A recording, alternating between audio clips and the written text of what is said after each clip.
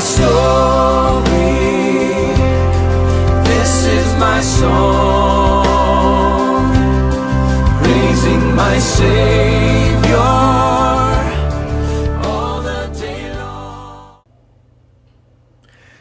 나는 전능하신 아버지 하나님, 천지의 창조주를 믿습니다. 나는 그의 유일하신 아들, 우리 주 예수 그리스도를 믿습니다.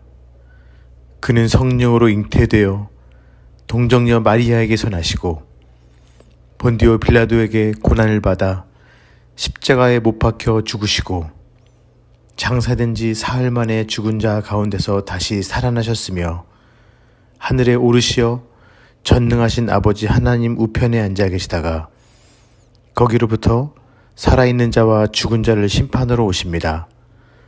나는 성령을 믿으며 거룩한 공교회와 성도의 교제와 죄를 용서받는 것과 몸의 부활과 영생을 믿습니다. 아멘. 모세와 아론이 여호와의 명령을 따라 레위인을 각 종족대로 계수한즉 1개월 이상 된 남자는 모두 22,000명이었더라. 여호와께서 또 모세에게 이르시되 이스라엘 자손에 처음 태어난 남자를 1개월 이상으로 다 계수하여 그 명수를 기록하라. 나는 여호와라. 이스라엘 자손 중 모든 처음 태어난 자 대신에 레위인을 내게 돌리고 또 이스라엘 자손의 가축 중 모든 처음 태어난 것 대신에 레위인의 가축을 내게 돌리라. 모세가 여호와께서 자기에게 명령하신 대로 이스라엘 자손 중 모든 처음 태어난 자를 계수하니 1개월 이상으로 계수된 처음 태어난 남자의 총계는 22,273명이었더라. 여호와께서 모세에게 말씀하여 이르시되 이스라엘 자손 중 모든 처음 태어난 자 대신에 레위인을 취하고 또 그들의 가축 대신에 레위인의 가축을 취하라. 레위인은 내 것이라. 나는 여호와니라. 이스라엘 자손의 처음 태어난 자가 레위인보다 273명이 더 많은즉 속전으로 한 사람의 5세겔씩 받되 성소의 세겔로 받으라. 한 세겔은 20계란이라. 그 더한 자의 속전을 아론과 그의 아들들에게 줄 것이라.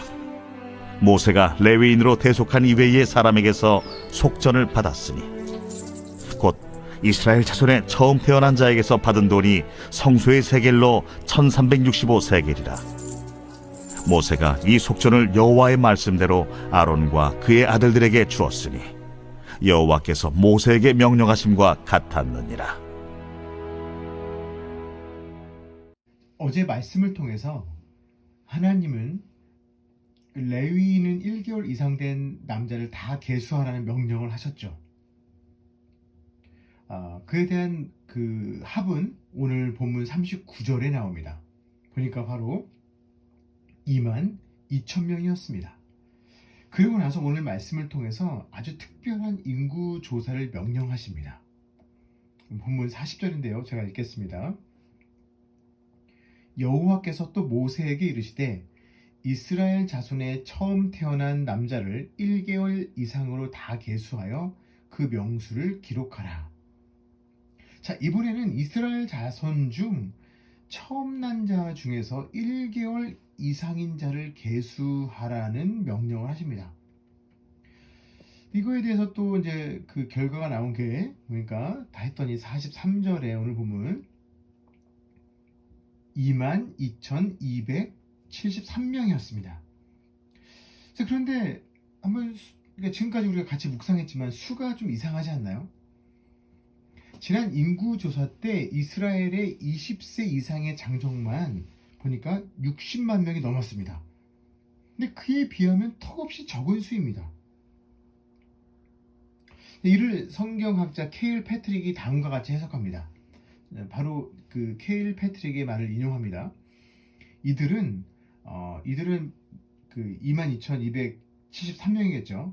네, 이들은 출애굽 이후 시내산에서 인구 조사를 실시하기까지 약 1년여 동안에 태어난 장자들로만 구성되었다. 이렇게 얘기합니다. 저도 이 패트릭의 의견에 전적으로 동의합니다.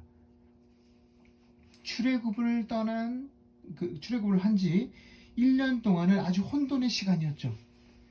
이 400년 정도의 넘는 이 세월 동안에 노예 생활, 그때의 그 노예 생활을 그들은 청사했지만 그들을 기다리고 있었던 삶은 결코 평탄한 삶은 아니었습니다. 또 그들을 기다리고 있었던 곳은 또 하루의 앞에 생계도 보장하지 못하는 광야 한복판이었죠. 그들이 출애굽을 했다고 마냥 기뻐할 수 없었습니다. 이스라엘 백성들에게는 모든 것이 다 새로운 환경들이었죠. 그들은 또한 지속적으로 이동해야 했습니다. 또 사람이 살기 힘든 광야의 날씨에도 적응해야 했습니다. 근데 그렇게 적응하면서 1년이 지났습니다. 그런데 이 시점에서 인구 조사를 해보니까 그 혼란한 시절에도 하나님은 2만 명이 넘는 새 생명을 주셨다는 것입니다. 앞으로의 삶이 막막했었지만 또 어떻게 광야를 지날 수 있을까? 살아서는 나갈 수 있을까? 라고 수없이 고민하고 걱정했지만 1년이 지난 후 새로운 생명을 2만 명이나 더 주셨다는 사실입니다. 자, 이 순간 이들의 마음이 어땠을까요? 지금 인구 조사를 하는 순간 그들은 더디지만 과거 그들의 조상 아브라함과 이삭과 야곱을 통해서 하셨던 하나님의 약속은 이렇게 이루어지고 있구나, 이루어지는구나 라는 그런 믿음의 고백을 했을 것입니다. 이렇듯 하나님은 가장 혼돈스러웠던 시절에도 일하셨습니다. 출애굽하느라 지금까지 아껴왔던 본인들의 소중했던 소장품들이나 여러 가구들이나 옷, 그리웠던 동네 풍경들을 다 뒤로 하고 어떻게든 목숨만을 건져보겠다고 앞사람의 꽁무니만 보이는 그 기나긴 행렬, 또 먼지 풀풀 났던 그 기나긴 행렬로 또 그야말로 또 빈손으로 그들은 광야에 왔습니다. 손에 든 것은 아무것도 없었습니다. 하지만 막막했던 그들의 일상을 하나씩 하나님은 채워가 주셨죠. 낯선 길 광야에서 갈 길을 모르는 그들을 위해서 하나님은 구름 기둥과 불 기둥을 앞세워 인도하셨습니다. 또 급하게 피난 오느라 빈 털터리로 광야로 와서 또한 먹을 것 달라고 울어대는 아이들의 울음소리를 단번에 만나와 메추라기로 그쳐주셨습니다. 또 그들의 배를 채우셨죠.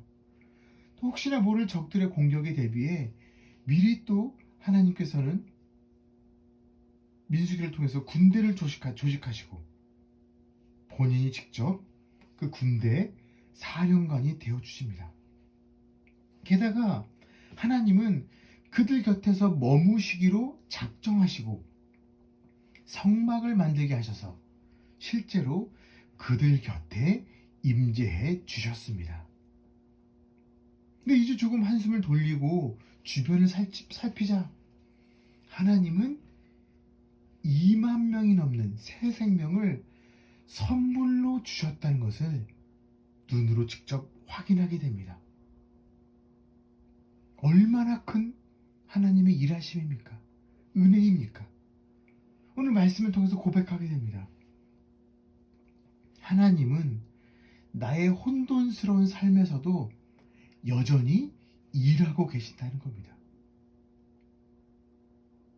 주님, 지금도 일해 주시니 감사합니다. 이런 고백이 절로 나오게 됩니다. 자, 그러면서 오늘 또 41절의 명령을 하시죠. 이렇게 하십니다. 41절 읽겠습니다. 나는 여호와라. 이스라엘 자손 중 모든 처음 태어난 자 대신에 레위인을 내게 돌리고 또 이스라엘 자손의 가축 중 모든 처음 태어난 것 대신에 레위인의 가축을 내게 돌리라. 자, 이 부분을 제가 좀 해석해 드리겠습니다. 성경은 모든 첫 해의 열매가 하나님의 것이라고 지속적으로 말하고 있습니다. 그래서 처음 태어난 자, 곧 장자죠. 이 장자를 하나님께 드려야 했습니다.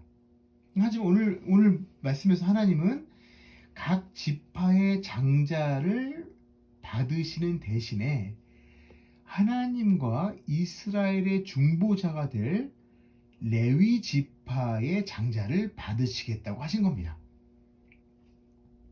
근데 이렇게 이 첫 열매를 하나님께 바치게 된 데는 역사적인 이유가 있습니다. 바로 이 출애굽하기 바로 이전에 마지막 10번째 재앙이 바로 장자의 죽음의 재앙이었죠. 이때 하나님은 유월절 양의 피로 이스라엘의 장자들만은 죽음에서 건져주셨죠. 문설주에 발랐던 그 어린 양의 피를 다 넘어갔죠. 그래서 유월절이라고 부르게 됐죠. 결국 하나님은 이스라엘의 피의 값으로 이스라엘을 피의 값으로 사주신 것입니다.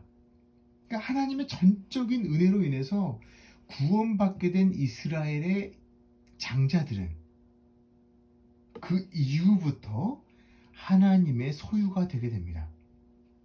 더불어서 하나님은 예배를 담당하게 될 레위인들을 이스라엘 전체 지파들의 장자적인 역할로 여기시고 그들의 소유권이 하나님께 있음을 말씀을 통해서 천명하시게 되는 겁니다. 그게 이제 오늘 이 본문의 말씀입니다. 그러면서 이제 속전에 관한 말씀이 오늘 나오죠. 그 중에서 오늘 본문 46절에서 47절을 제가 읽겠습니다. 이스라엘 자손에 처음 태어난 자가 레위인보다 273명이 더 많은즉 속전으로 한 사람의 5세겔씩 받되 성소의 세겔로 받으라. 한 세겔은 20계란이라. 아멘.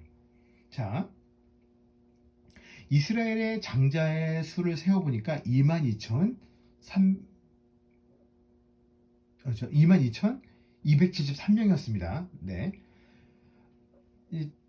혹시 초반 구절이 기억나시나요? 레위인은 몇 명이었죠? 보니까 레위인은 22,000명이었습니다.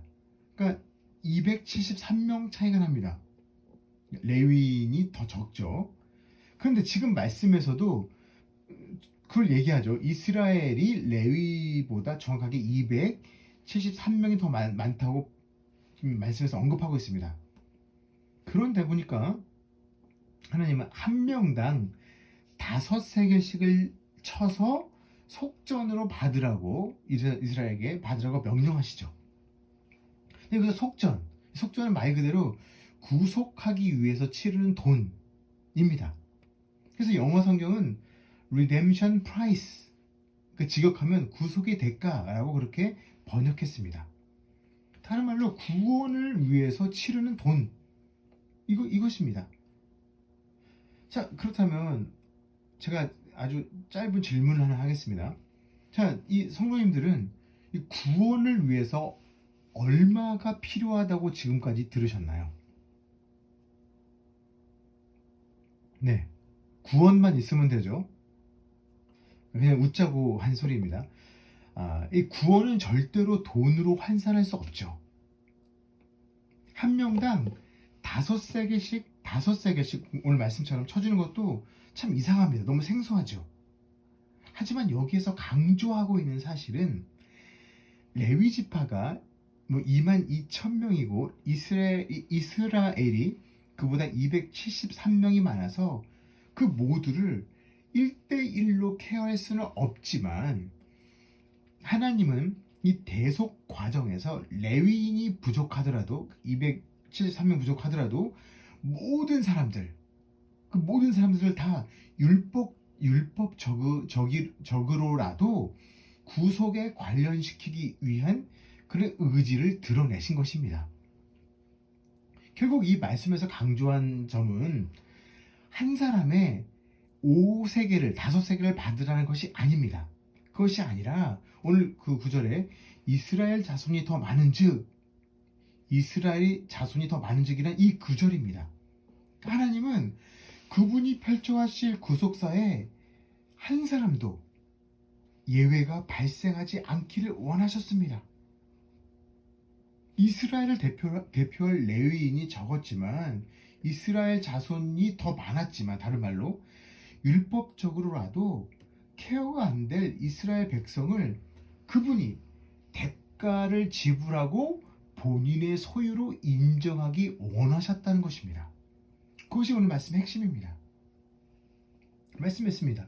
결국 이스라엘 모두는 한 사람도 예외 없이 하나님의 소유된 사람들입니다. 값을 지불했기 때문에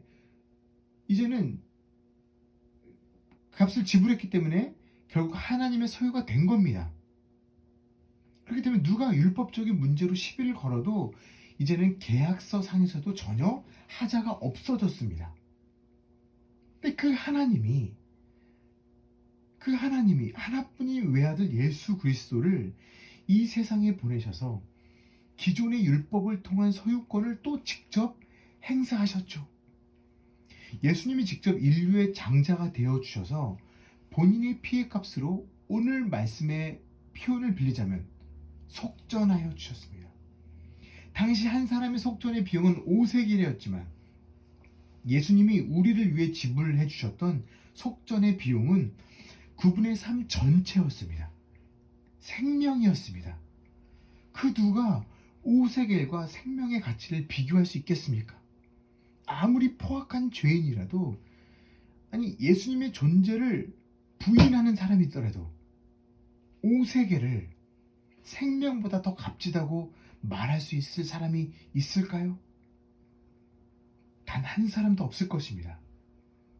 나를 구속하기 위해 본인의 생명의 비용이라는 그 속전을 해주신 주님의 은혜에 감격하게 됩니다. 나를 구속하기 위해 생명으로 당신의 삶으로 값을 지불해 주신 주님 감사합니다. 그렇기 때문에 나의 생명도 당신 것임을 믿음으로 고백합니다. 이 고백으로 오늘 하루를 살아가는 저와 여러분 되시기를 주님의 이름으로 축복합니다. This is my story. This is my song. Praising my Savior.